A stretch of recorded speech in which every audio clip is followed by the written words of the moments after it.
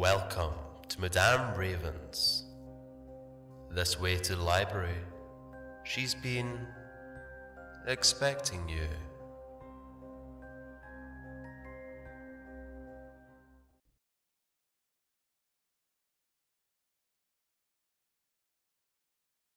Fairies by Vee Hades.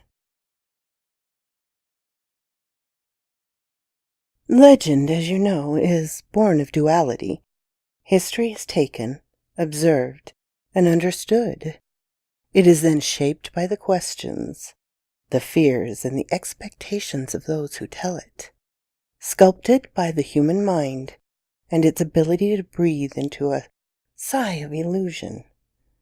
Fact and superstition meld into one another, seamlessly as to make it practically impossible to tell which is which. The legend grows with every time it is told, with each word that is not quite the same as it was last portrayed. Its branches curve and reach, ever called by the enlightenment that it seeks. But its roots are deep, visceral, and real. Legend holds more truth than reality. It is far more revealing. I was shaped by stories. I found enchantment in Andersen's Snow Queen. I found fear in Perrault's Bluebeard. My knees have been covered in Cinderella's ashes, and my mouth has tasted Snow White's apple.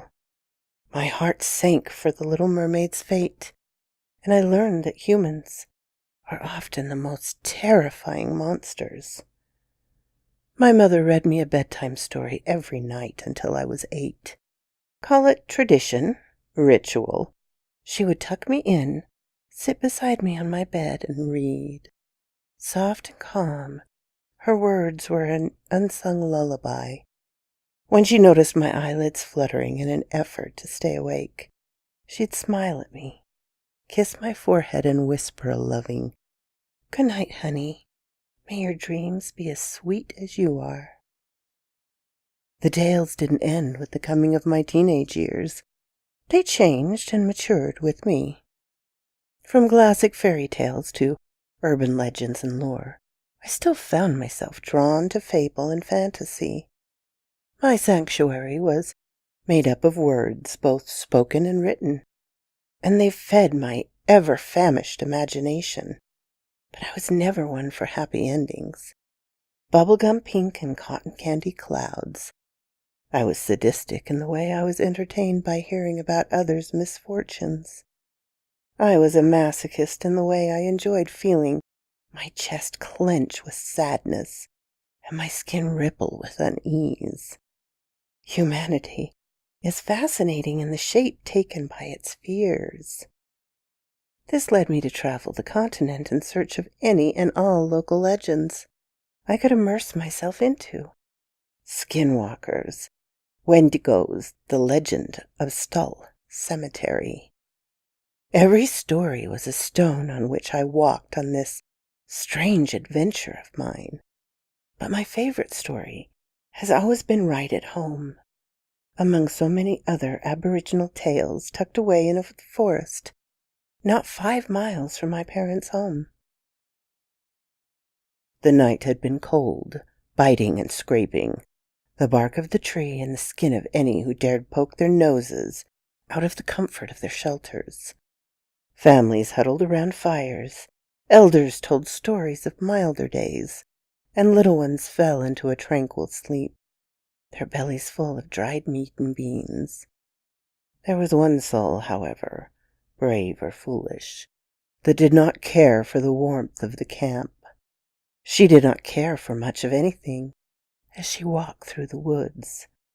The frosted tips of grass crackled under her bare footsteps, tears leaving frigid streaks on the corners of her quivering mouth. She needed nothing but the company of her own thoughts. The forest cleared wide, revealing a small, shallow lake. The water was still, shining as brightly as a crystal under the soft lunar glow. The girl sat on a rock looming over the lake and reflected on what had brought her to the edge of despair. She had lost the man she'd loved to war. She had had his blood on her after desperately dragging his body away from the battlefield. It had been 2 weeks, and her clothing was still stained maroon. Her sobs broke through the thick silence. She had never been this cold, inside and out. A bleeding prayer crawled from her quivering lips. "Please, please," she cried. "I need him."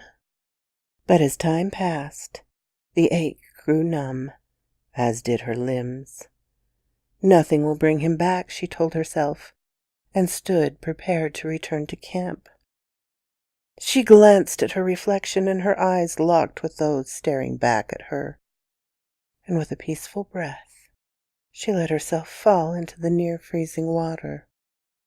Though she could swim and could have gotten out, she did not struggle. Death took her easily. The tribe members woke to screams, a child having found her gray, pale body face down in the water. When they pulled her body out, they saw that she was smiling. It is said that her spirit now takes the shape of the fairies, wispy lights dancing around the lake on particularly cold spring nights. My voice faded into the night air, only interrupted by the sound of crackling flames inside the outdoor fireplace in my parents' backyard.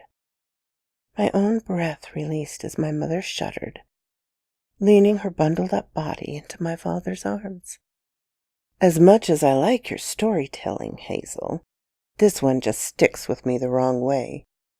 I laughed, grabbing a bottle of beer from the 12-pack my fiancé and I had brought over. I twisted it open and took a quick sip before replying on the exhale. "This is on you, Mom. As I recall, you're the one who told me that story when I was, 8 years old?" "All I told you was that the lake was called Fairy Lake because a girl died of a broken heart, and that her spirit manifests itself as fairies. Your version is so much darker and detailed." "It's called research, Mother." I rolled my eyes. She glared at me, but we were both smiling. My father, however, did not see that smile and got up from his chair, accompanied by a very specific sound men of a certain age do when they get back on their feet. I patted my fiancé on the shoulder. "I don't know about you, Mark, but I'm going to put another log in the fire. Let him talk this one out." Mark leaned in close to kiss my forehead before following my father to the fire. Striking a conversation about the upcoming fishing trip, I stood and joined my mom, sitting by her side and shifting my body as to be able to lay my head on her shoulder. Despite having been taller than her ever since I was 14, she chuckled and wrapped her arm around my shoulders, our eyes fixed on the fire and the men watching over it. "You're leaving on Sunday morning, right? What are your plans for the rest of the weekend?" she asked, stroking my hair. My fiancé and I visited my parents every few months, our schedules and the 2-hour drive to my hometown being the main reason why we didn't do it more often. I made a point of spending most of that time in their company.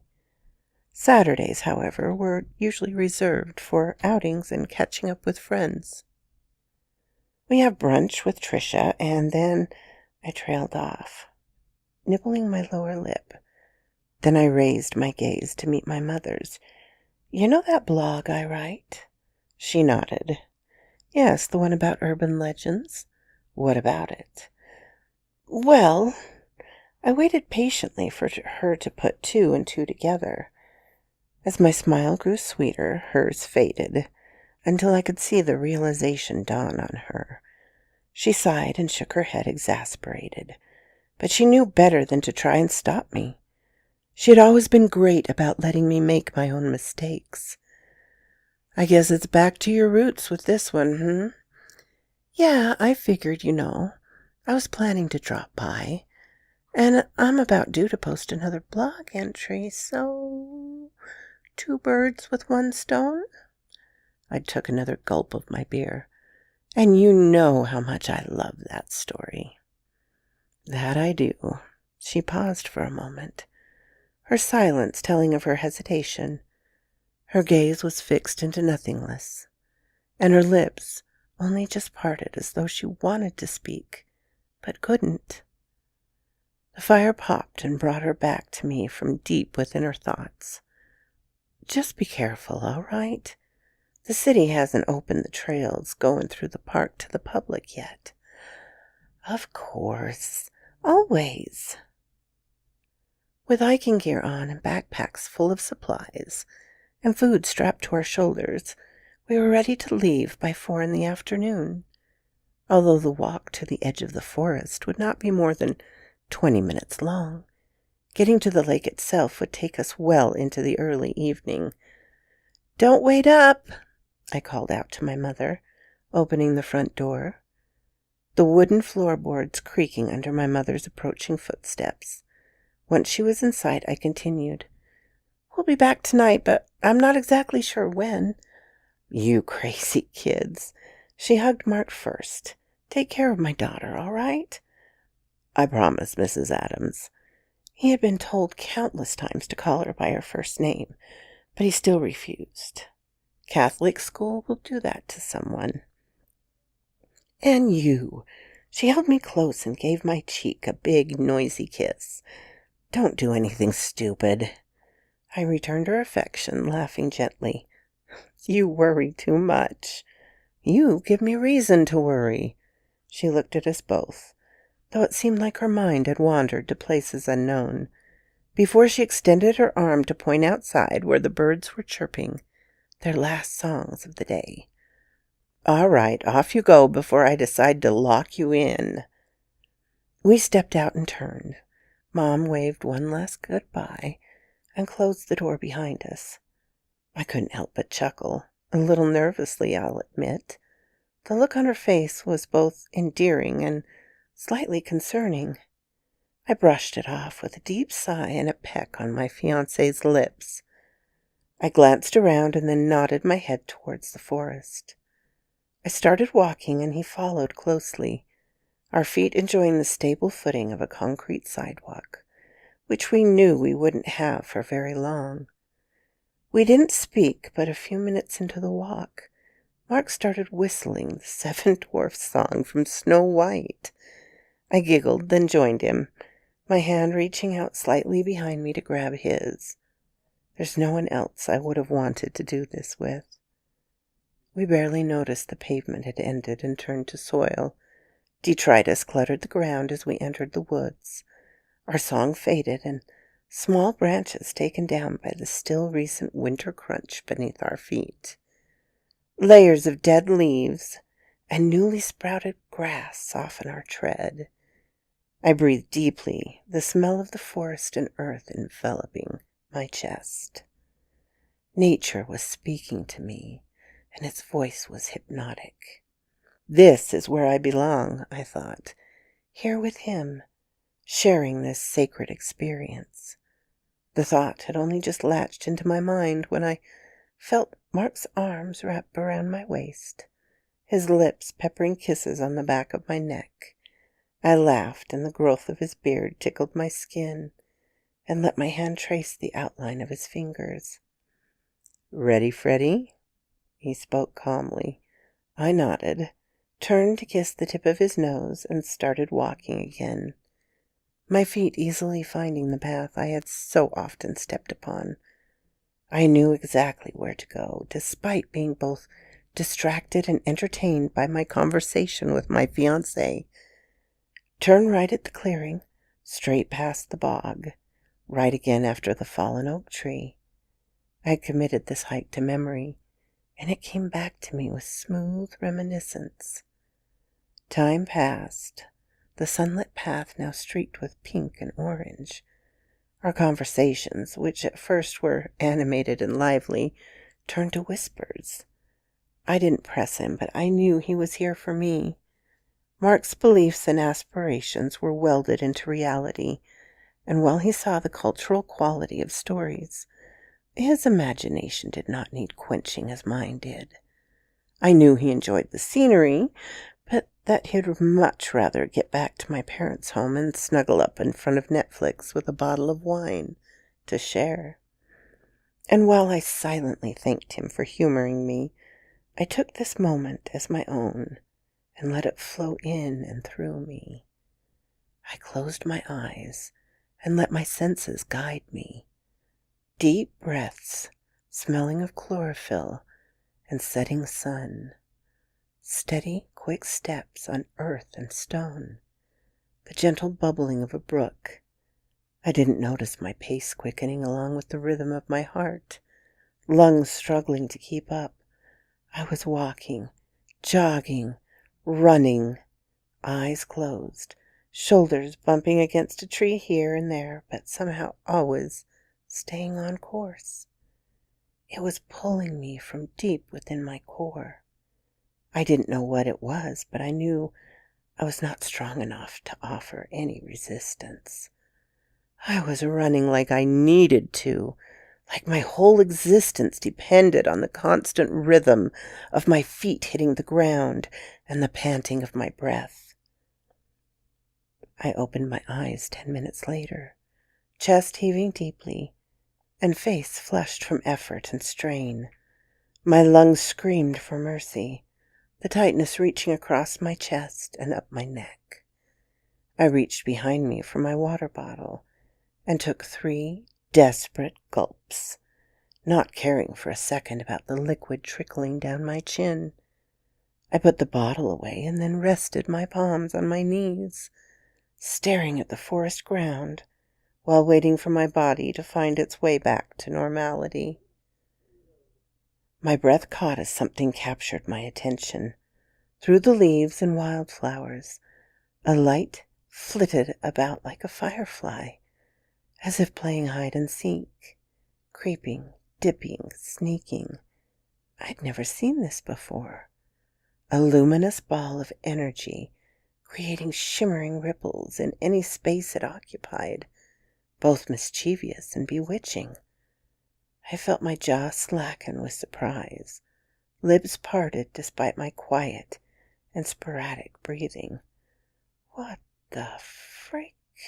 I whispered. It whispered back. I couldn't understand what it was saying, or even if it was saying anything, but it was speaking. It was not a language I knew. A disorganized amalgam of foreign syllables, gasps and noises without quite being gibberish. Curiosity led my fingers to reach out for it, and when it noticed the gesture, it paused. Nestled against a torn brown maple leaf, it rotated as if to face me, and I swear it did. Even if it did not seem to have a front or back, it floated towards me, a crisp chill crawling up my arm as it moved against my skin. As it grew nearer, its murmurs became speech, though still obscure to me. Louder and louder it grew until nothing. I barely noticed the silence before it was viciously shattered by a crazed, infernal screech. There was nothing but pure anger coming from this unknown oddity, and while it paralyzed me for a moment, its strength and storm made me stumble back. I couldn't stand the cacophony. I had to get away. Now! My palms dug into the earth where I had fallen, and I dragged myself away whimpering until I felt the brittle husk of a tree against my back. Then it stopped. It all stopped. For the briefest moment, I forgot I existed. The shock of the internal whiplash tore a desperate gasp from my throat and a tear from my eye. I clung to the soil under my fingers as if this gesture would bring me back. Back to what? Mark? I looked around frantically, hoping to see my fiancé's silhouette running towards me, his amber eyes locked with mine, arms scooping me up into one of those hugs that always warmed me from the inside out. Part of me also hoped to see the light again. I hadn't gone insane, that I knew, and yet I needed a confirmation of that fact. There was some way to rationally explain what had happened. A trick of the light? A rare species of bug, maybe. My mind trailed off, trying to find a way to explain the phenomenon I had witnessed, my gaze sweeping over the trees surrounding me, as I tried to catch a glimpse of the man I loved. Why on earth had I started running? I called out his name once more, twice more, louder. With every cry, my voice broke further. Panic tightly wound around my neck. "Mark! Babe, please, where are you?" I swallowed back a sob as I got to my feet, struggling to find stable ground. My hands patted my sides and hips, searching for my cell phone. There was a tower not too far away, and I'd no doubt be able to call him. When I did not find it where I had left it, I fell back to my knees and frantically gouged and rummaged the forest floor around me.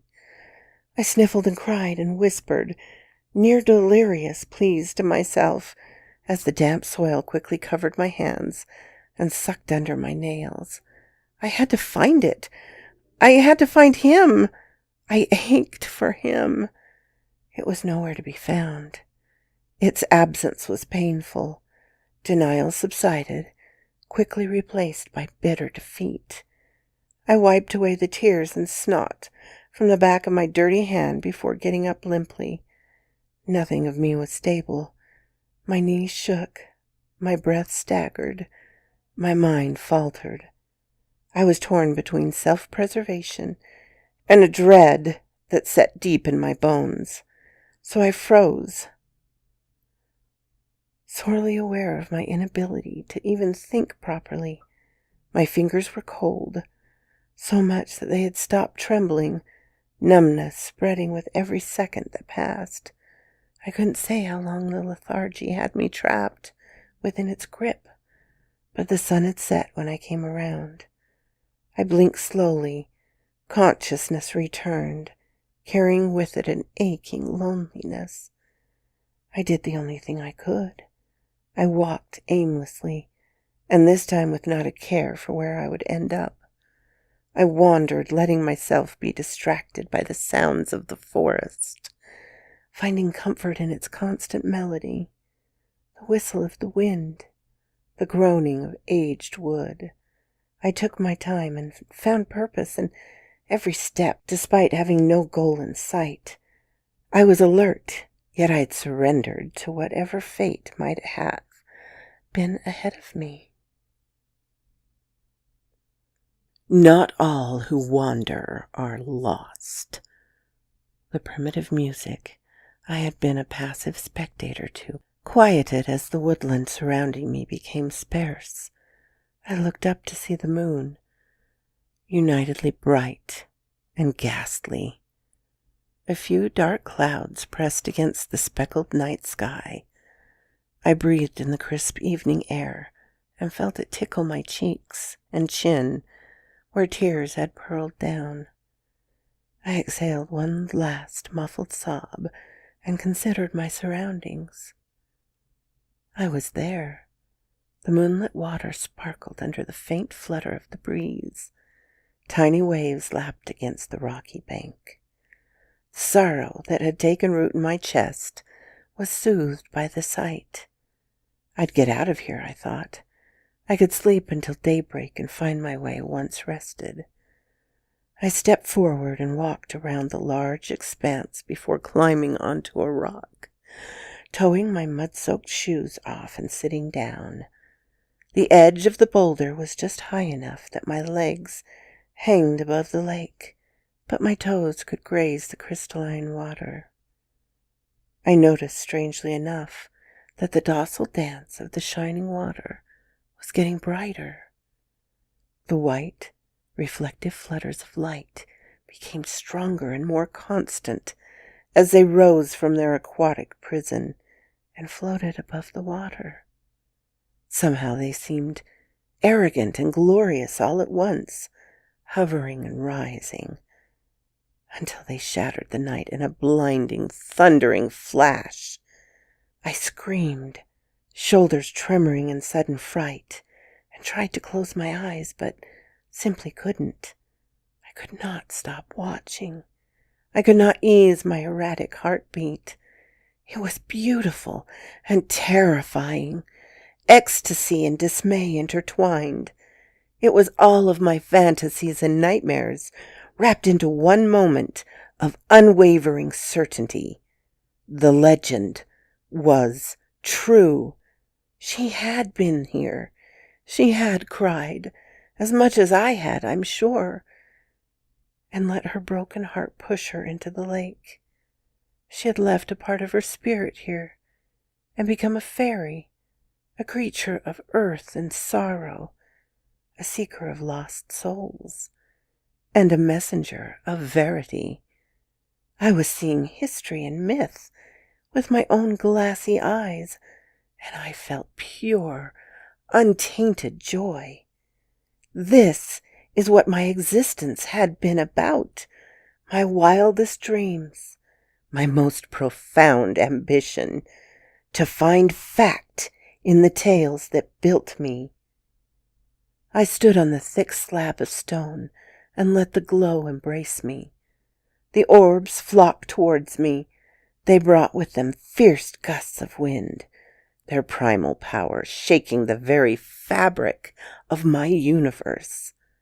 Bliss and fear dug their claws into my heart, tearing another wall from my throat as I raised my arms from my sides, chest pulled forth by the unfaltering will of nature. I could feel the fairies everywhere. Their touch was warm. Their voices were comforting, and they seized me in a way I could never have fathomed. They had me. I could not have moved even if I wanted to. The warmth abruptly turned to scalding heat, and the only thing I could hear were hellish shrieks I had experienced earlier in the woods. I felt them ooze into my skin, scorch their way into my mouth and nose before they devoured my mind. I saw the world, the past, the present, the future. I saw the world and its festering wounds. I saw the world and its darkest truths. I saw a young boy being torn away from his sobbing mother, deathly white hands digging into his ever sun-kissed arm. He couldn't have been no more than 4 years old, cheeks still full with youth, the tips of his fingers stained with the juice of freshly picked berries. Through his watery eyes, I could sense unbearable horror and betrayal. I felt his world shatter and his essence die. Those same eyes would turn to gray, cold stone, every bit of humanity beaten out of him by fist and crucifix. There was nothing left of him but rage. I saw filthy, blood-stained walls through barely opened eyelids. I witnessed the world as one would while lying on their side, head pressed against a dirty carpet. My own hands struggled to prop myself up. A faded impression on my finger where my ring should have been. They trembled as they patted the ground around them, only to find relief when they grabbed a used syringe. The needle pressed into a bruised forearm, pierced the fragile skin, and injected a foggy brown liquid into a throbbing, needy vein. It all faded with merciful deliverance. I saw the body of a black man in torn clothes hanging from a tree by the neck. Dozens of people around him, torches and clubs raised against the darkness of the night. His flesh sizzled under the heat of the open flames, and his corpse became no more than a thick, viscous pulp with every hateful hit of the weapons. The heavy, Fleshy thuds were quickly drowned out by the haunting chant that resonated between the branches which held the violated carcass. I saw bare women and girls huddled fearfully against one another, trapped within a cold, dark room. The walls were damaged concrete and brick, and they stank with the smell of something both bitter and sweet. Skin, sweat, fear, and death. Light barely reached the crowd. The shadows reduced it to a swaying, gasping, gray mess. They fell silent when a deep clang resonated around them. They started screaming and wailing when they heard the subtle hiss of leaking gas. Some threw themselves against the door from which they entered, but it would not move. Most scratched desperately at the walls, crying, begging, leaving behind torn fingernails, trails of blood, and barely noticeable white marks on the surface. Eventually, though, they all fell to the ground, and silence returned. And with this, my heart broke. A single breathy sob sang through my throat, and I let myself fall forward, the cold water quickly surrounding me.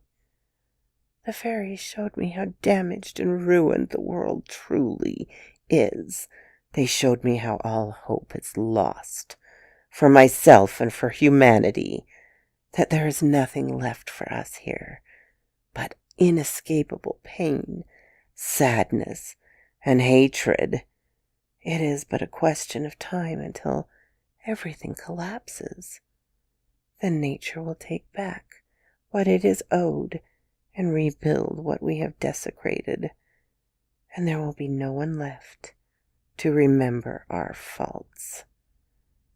As I lay here, with not a struggle, breathing in the water that embraces and soothes my twitching lungs, I am relieved to leave this all behind.